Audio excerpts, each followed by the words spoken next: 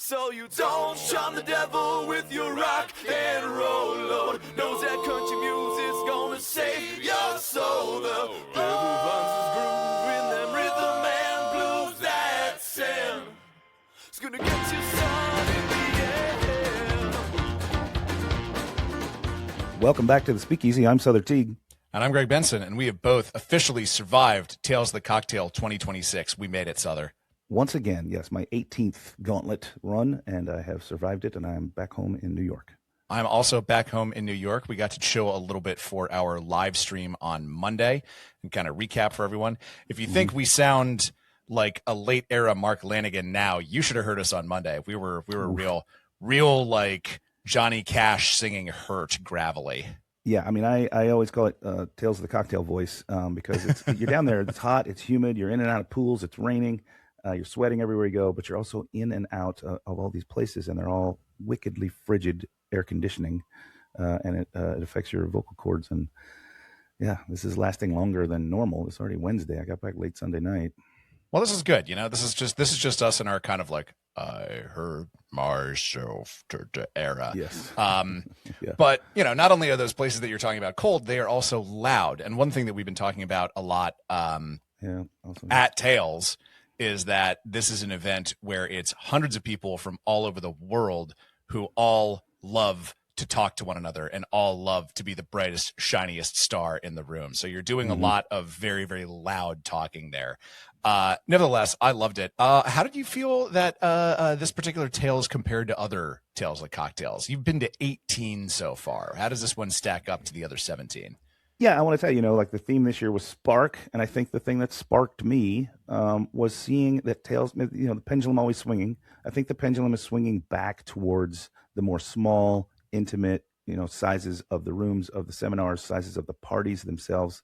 Lots of like houses, right? The House of Procero, where we were doing the pool casting, the BCI Sue's house, where lots of intimate things are going on. So several of the events that I did were in these spaces that reminded me of what Tales was in the early days, which is, now you go, you can still go to seminars that have literally hundreds of seats, and there's probably no chance you're actually going to get any one-on-one time, shake a hand, or talk to whoever is giving this, the seminar. Whereas that's back in the early days, it wasn't that. You'd go into a room, maybe 40 people, and everyone got to shake the host's hands. So I think we're kind of getting back to that intimacy. So that was exciting for me. I'm curious to see how that continues on next year, or if it shifts direction again. But I think they should maybe try and focus on that. Take some of these larger seminars and split them in two and run them twice, so that the room is smaller or something like that. No, I completely agree. And it felt like it was less and I don't know, this could also be a me thing because I'm not 27 anymore. My liver isn't 27 anymore. So the massive, insane, crazy parties where people are like doing liebacks out of the back of pickup trucks in a giant warehouse where there's a luchador match going on. Like it felt less of that. And yeah, it felt a little bit more, like you said, intimate, more kind of focused on education and a more kind of mature service industry where we're all, none of us as young as we used to be and having to take better care of ourselves, which I think is great. And you mentioned something. I wanted to put this question to you. We asked this question to dozens of people probably while we were down in the Big Easy last week because this year's festival theme was Spark. And so we're asking people what this festival sparked in you, but never got the chance to ask you this question. What did the festival spark in you this year? I know you said you enjoyed the more close-knit community that we had this time around, but was there anything personally that it kind of like lit a fire in you? Yeah, that's what sparked me. There's one occasion in particular where at the end of the event, as I was saying, like people were coming up and chatting with me. It was the end of the day as well, so I had nowhere else to go. I was going back to my hotel room, and I suddenly found myself in a conversation with several people from all over the country who all were at this event because we are all like-minded. And obviously we're all like-minded. We're at Cocktails, the cocktail in general, but at this specific event.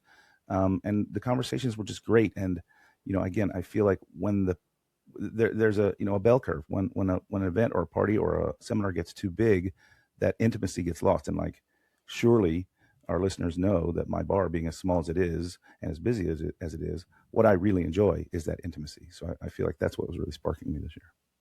Absolutely. How about you? What sparked you? What sparked me is that I spent, and I've talked about this a lot, I spent a lot more time working this year than in previous years. Previous years, I had a lot of freedom. I've worked a bunch, but this was the most I worked. My schedule was stacked. I didn't get to do anything outside of the things I was there to work for. Yeah, absolutely. You were hustling. In fact, you and I, we walked and talked mostly about work from one of our work sessions to a pool party. You were at the pool party for approximately 45 seconds, and you're like, okay, I got to go to work. I actually got a chance to kind of kick my feet up for 2 hours there. But what that sparked in me was kind of the sense of, this is the right spot for me to be in our industry right now. In 2019, I don't talk about this a lot on the show, but in 2019, I was the general manager of a place, and I kind of had an opportunity to move forward with a new concept as a part owner in that group. And I thought about it, and I was like, you know what? This isn't for me. This isn't my life. This isn't what I want to really spend the next, 10 years doing. And I was kind of in the wilderness for a little bit, and being there, getting to interview so many amazing people, getting to interact with so many other people who were winning awards for their work and their writing, and just getting to see so many people who I've been touched by their media work, and whose our work on this show has personally really affected and meant a lot to. Really sparked for me that, like, yeah, no, this is the right place for me, which is a good feeling, Amazing.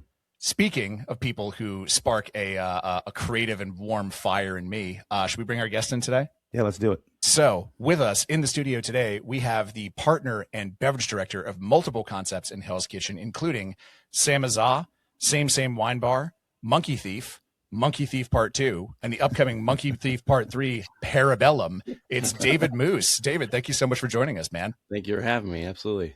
We are excited to have you in here. I got the chance to go to both Monkey Thief and Sam Azah, and I'm excited to talk with you about those. But first, let's just fill our listeners in a little bit on what I was talking about there with that bit. Yeah, exactly. Because Monkey Thief originally opened in 2024, and then it closed in 2025. You're now doing a residency at the corner of 51st and 9th, at the conclusion of which the concept will move into a new home, which is 2 doors down. So I guess the first question I want to ask you is, why not just give up? Yes. Many have asked that question, including myself, on a daily basis. The failure is not an option. So, it was interesting that you said in 2019 you had an opportunity to sign on to become a partner and sort of go down a different path. And I took that path. I opened a bar in 2019 as a head bartender with my current partners, Avi and Rishi. And I was the head bartender there for 6 years. And we knew we sort of had this proof of concept, and we wanted to open a bar together. And then we opened Monkey Thief, and I jumped on as a partner, and I put in every cent that I had made during the pandemic playing stocks with all of my bonus money, and came on as full partner. And we opened Monkey Thief in Hell's Kitchen in 2024, and it was great. Like, people really loved it. It was strange to realize we had developed so many fans in Greenpoint at Sama Street, and to have them sort of follow us into Manhattan, and Monkey Thief really took off. People really seemed to like it in the neighborhood, and we had people traveling to the neighborhood to come see us. We did really well for 8 months, and then licensing issues, as we all know, can be a nightmare in this city, and so unfortunately we had to close. And so we closed Monkey Thief, and we had no idea what we were going to do. So we started forming plans. Do we quit? Do we throw in the towel? Is it just like that was it? And so we decided to jump over that giant pit and take one step back and 4 steps forward. So we ultimately decided to turn that location into a beer and wine bar, because for some reason beer and wine is okay next to a church, but not for liquor. Is it a Catholic church? Because that might have something to do with it. No, it's really like a little community center. It's been there for years. At the same, a bar has been next to it for just as long, but unfortunately they took our concept, and it was our time to enforce the rule. So unfortunately, we just drew a bad card, Right. So we opened the wine bar in October, same wine bar, which is great. A lot of our regulars from Monkey Thief came and supported us and got us off the ground with that. And then, we were starting to already look for a place to move Monkey Thief to. We didn't want to give up on the concept. We had a lot of momentum and a lot of staff and people and fans that really liked it. And we were still confident in the concept and the bar. So we knew we wanted to stay in Hell's Kitchen. So we had seen this spot on 51st before. It was 3 spots. So 3 storefronts, shared basement. And we were like, that would be insane. Why would we ever take over that? No, thank you, sir. Next. And then we closed and we were like, actually, this might work for us. So in January, we took over that corner and started slowly opening our concepts. I think I was talking to Tyler the other day, and once we finish opening all of them, we will have opened 6 bars basically in 10 months. Reopening and opening and closing and opening. So Right. it's been absolutely insane. Yeah. When left with no choice, insanity is a choice. Yeah. Looking back, what did version 1 teach you that version 2 lacked? And then conversely, like, were there ideas that you fell in love with the first time around that you had to abandon for the next version? Yeah. It's been a really, how many people get the opportunity to like build the same bar in like 3 different spaces and see what works and what doesn't work. So it's been really interesting, even to see like how much the guest changes from like 47th Street to 51st Street. And like everyone always says location, right? And it's been proven so true, because it's wild. The guest that you get on one location can be completely different than the guest that we get at 51st. And so we were like thinking, oh, we're going to launch a whole new menu, because, we had this menu for 8 months and people, already experienced it. But we moved into 51st with the residency, and like everybody was new. Like, even though it was in the same neighborhood, it was like a year later, completely new. So we're like, okay, let's keep the menu. People haven't experienced this yet. We're still. Well, I think you put your finger on it a little bit in New York, especially. Just because your bars in the same spot are very close by, people's leases end after a year, and the whole neighborhood changes. Yeah. And people have their like pathways, right? When you go home, you walk down this street, you walk on that side of the street, and you never move. I mean, I remember even in Greenpoint at Sama Street, we'd have people come in, year 6, year 5, like, oh my God, when did this place open? We're like, 2019. Where'd you been? Like, I've lived in this neighborhood. I walk down the street every day for 10 years. I'm like, we've been here. It's wild. Just cross the other side of the street. That's my advice to everyone. Walk down a different street, just like pick a different street, walk down a different way. You never know what you're going to discover. Right. So let's dig into Monkey Thief and the way it's connected to the different people that have been coming through your doors, because Monkey Thief as a concept, it's heavily influenced by your travels through Asia. So what did you see there that American bartenders just weren't doing? So when we originally opened the first bar, what we really wanted to do was create a space that was sort of hospitality above all. I think, we had been into cocktails, into cocktail bars. And I thought, at that time in 2019, there was some really great bars, some really cool programs, but I'd feel like sometimes you weren't always felt welcome sitting at the bar if you didn't know all the grand cruise of cognac or some obscure thing, or like you weren't dressed the right way, or, so we really wanted to create a neighborhood bar first, a place where anybody could, sort of be welcome. You can come in, do your laundry, get a drink while you're doing that. You can come in on a date, you can come and celebrate. So that was really sort of like the first sort of thing that we wanted to make sure that there was accessibility, inclusiveness, being inclusive, and making sure everything on our menu is accessible to people was very important to us.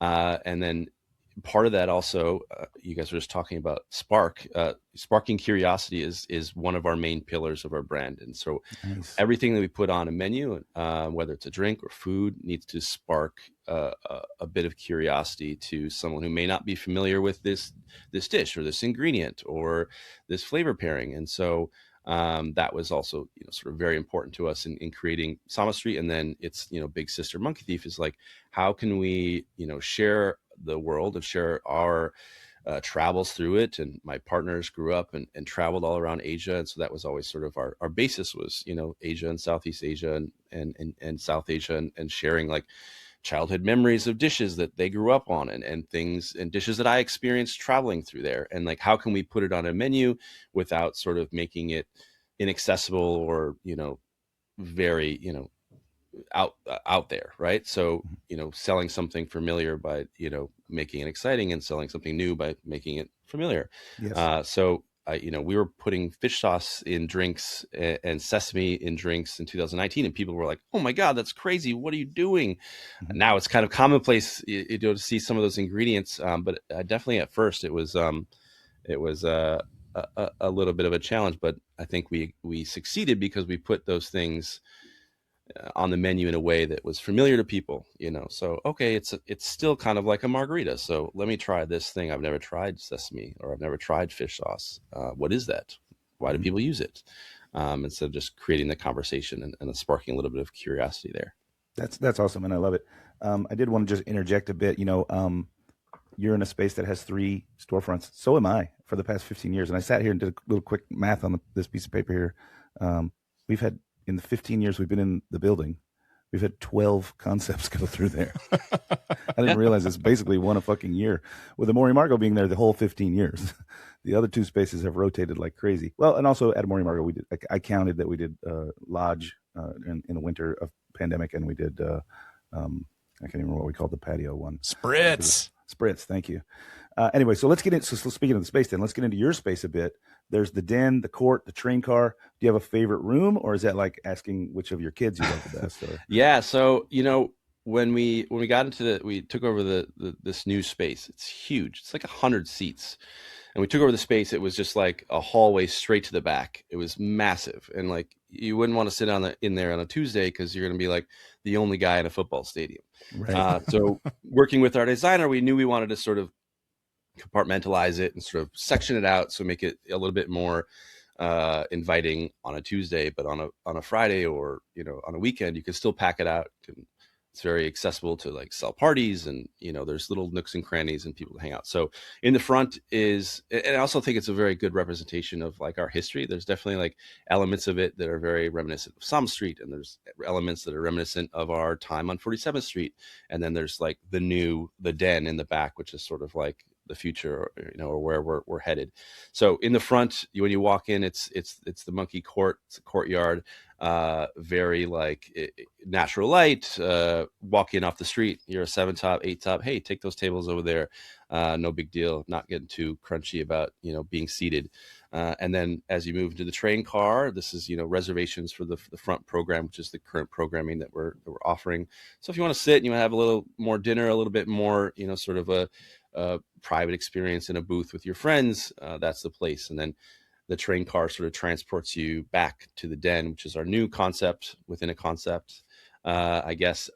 So the den is sort of a little bit more elevated, a little bit more intimate. It's, you know, the monkey thief's lair, where he's, you know, all the treasures he's collected from his travel, and an area where he can, you know, share and all those experience with people that come in.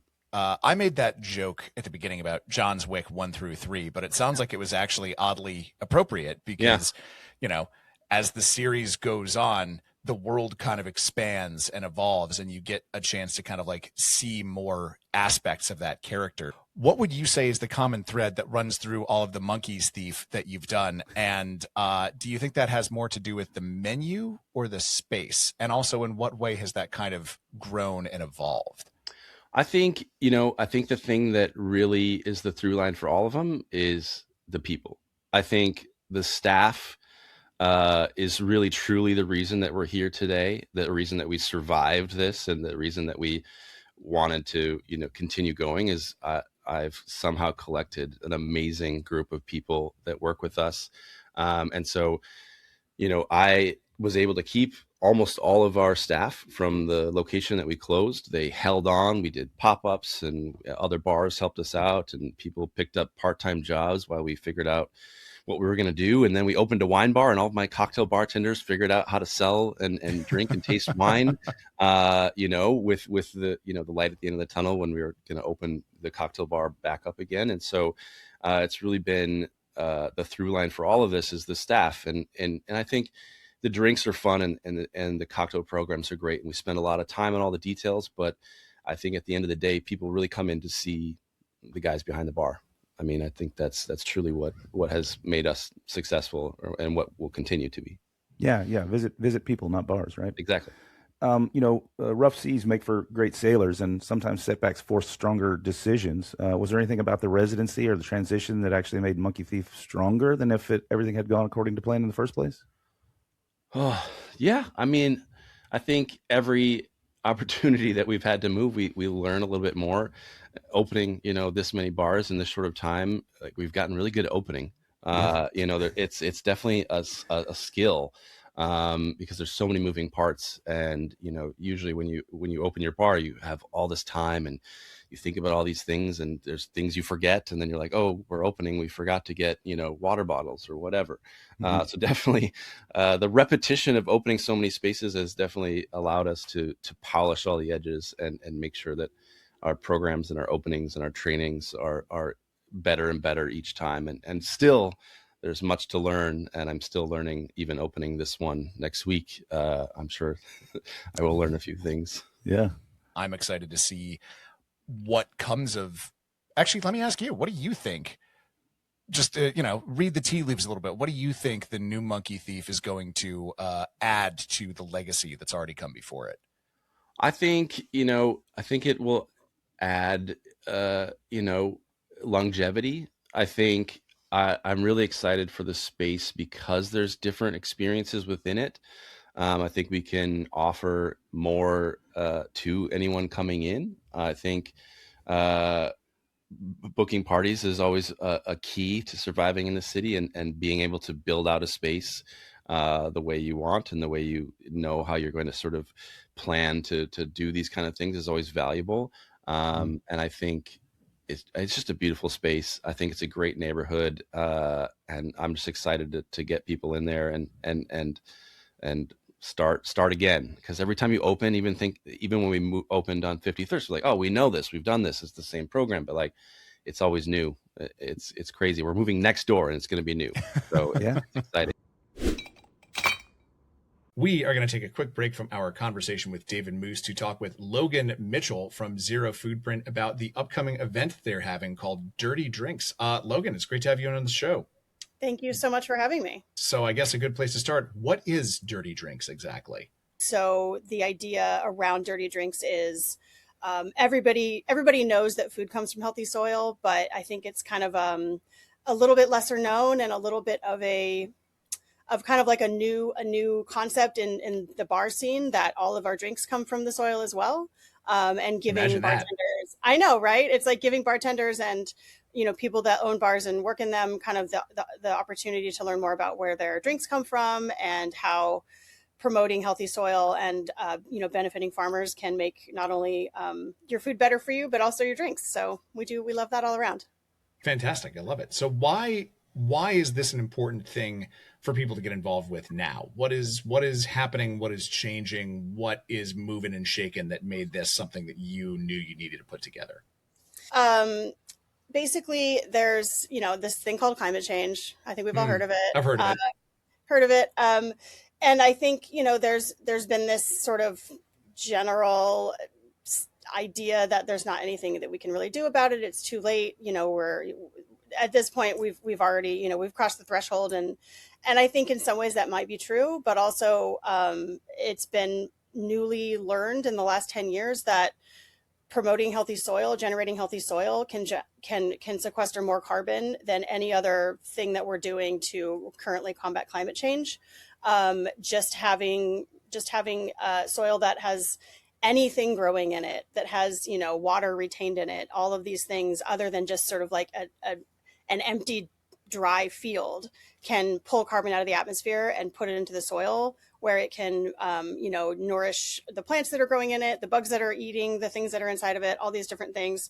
And it is truly the rate at which just a simple thing like helping farmers do this work is changing the face of the climate so quickly that there is actually hope if we can continue on this path. So how does that hopeful, by the way, it's so rare you see a hopeful message in the world of climate Yeah. science. So thank you.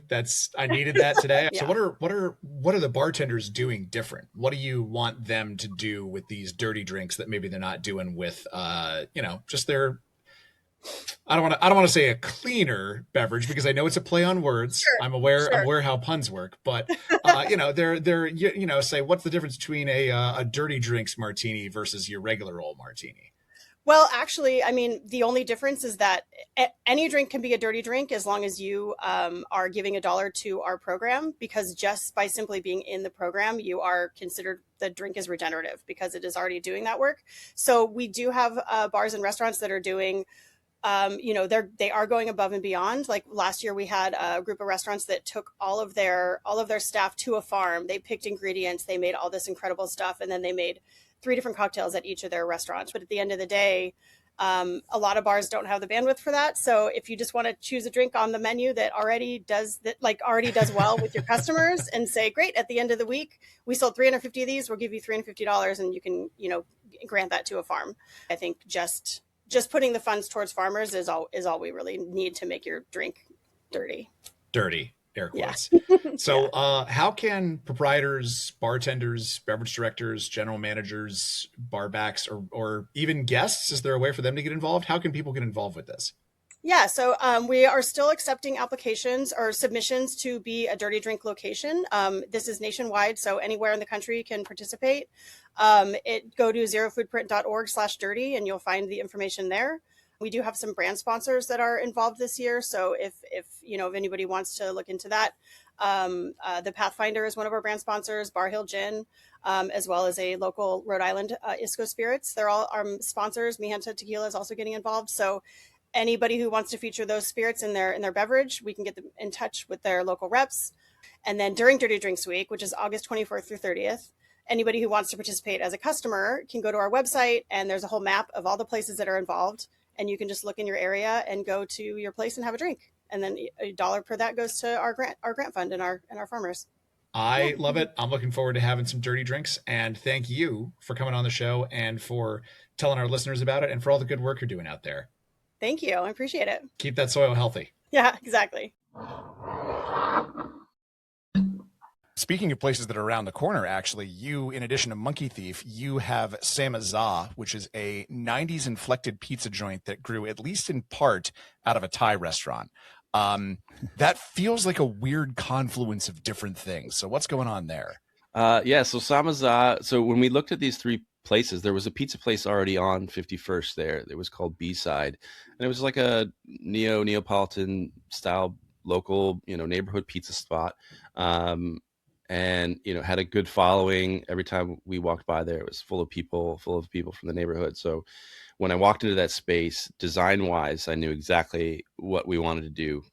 It just gave me like Midwest, like basement vibes. There's like pine, like wood all over, and like this green subway tile. And I was like, this to me is like Pizza Hut 90s. Like that's what I grew up on in the Midwest. Like you read the books and you went to Pizza Hut and you gave me your ticket and you got your free pizza. And so I wanted to capture that. I wanted a bit of like analog. I think everything right now is like very, non-analog and with technology and AI and all this stuff. So I really wanted to sort of capture some of that nostalgic feeling and stuff from my childhood.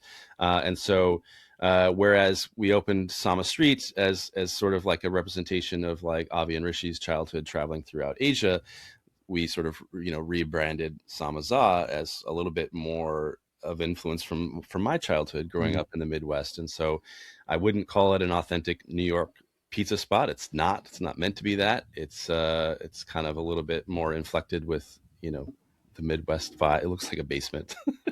I had a lot of fun finding the artwork and stuff for that. But it's been great. The pizza's really good. People love to come in and hang out there. It's actually my favorite place to kind of go hang out at and with my laptop and get some dinner. But yeah. That's awesome. And I know it has a Teenage Mutant Ninja Turtle Negroni on the menu and a semi-copyrighted Baja-based drink on the menu. This tells me that you had an awesome childhood. Is it you that's directly responsible for the concepts and the names? Yeah, I do a lot of the names and the creative stuff for us. Uh, I'm the money spender. Avi is my don't spend. He's my CFO, you would say. Yeah, right. But yeah, the creative is definitely my part. And so we had a lot of fun with this menu. Tyler, my head bartender, worked really hard on this. And the sodas, like the Baja drink that, Yes. So we have like the sodas, so we wanted to sort of emulate those sodas that you would have at a pizza party where they drop a 2 liter off on the table and drink out of plastic cups. So we worked really hard on making that menu. We have the Baja, we have a root beer, a cola, and like an orange soda. And how did we make them adult drinks with alcohol, but not sort of like a 1-to-1 and not a direct representation, but just close enough where you're like, oh my God, this reminds me of drinking soda. And I think, we were really successful. A credit to my team in taking my crazy ideas and translating them into the glass. I mean, I think that is the definition of nostalgia, right? You don't want to have the exact thing. You want to have a thing that reminds you of the thing. Exactly. And speaking of nostalgia, this is one thing I was really curious to ask you about, because it's not hard to see why people my age in like their late 30s, early 40s are nostalgic for the 90s. I mean, we don't need to belabor the state of the world on this podcast. They're doing that on literally every other podcast that exists. But that craving for a simpler time is definitely something that there's clearly money in. And yet yours is the only place where I've seen it where it isn't painfully cringe. So I kind of love to pick your brain a little bit. Was that something you were trying to avoid? Were you thinking about that? And how'd you pull it off?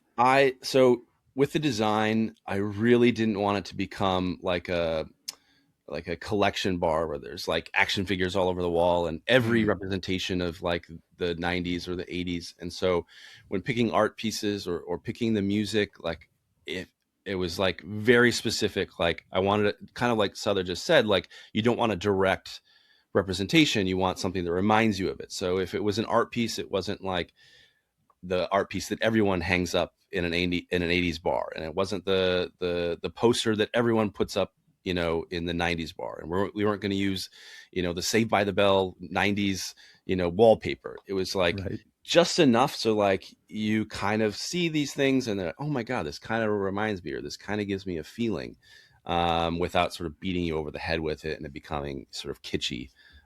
It was a challenge and it was fun. And I'm glad, I think it sounds like it was successful, from yourself and other people who have commented on it. The lights were like the biggest thing. I got those like Tiffany lights. Yeah. Even when you say that, it rings a bell for me. I grew up in a tiny town in Florida, and we definitely had the Pizza Hut with those Tiffany looking lamps. And the gingham cloth and that crinkled looking candle holder. I think they were red. I'm colorblind, but yeah. I also believe they were red. Yes, I can back up that they were probably red. Yeah. I'm excited to come up. Yeah, please. And it's also a testament to the fact that like it's all just so much in the small little details. You've avoided being the dorm room with the Pulp Fiction poster. Congratulations. What's really annoying about finding art right now is like everything on Etsy or is all AI. Yeah, you look for art and it's like there's no actual photographs, there's no actual it's artists. So annoying. You have to weed through all of the crap to find anything that's real. My hope is that a disruptor will come along and create a site that's like Etsy again and say to the people on there, you can't use AI. Yeah. That's the only way you're going to get past that, having to sift through all that. It's insane. Well, this show is not AI. However, this show is sponsored by advertisements. Yeah, exactly. Not yet. They haven't been able to replace. I'd like to see an AI drink as much bourbon as I did in the chart room at New Orleans. I'll just say that. When they can do that, then I'll officially retire. Well, this is where it gets interesting because there are two spots that you have that are around the corner from one another. Samazon, Monkey Thief, as we've been talking about, plus same wine bar. They're all within spitting distance of each other in Manhattan. And there's a new concept on the way.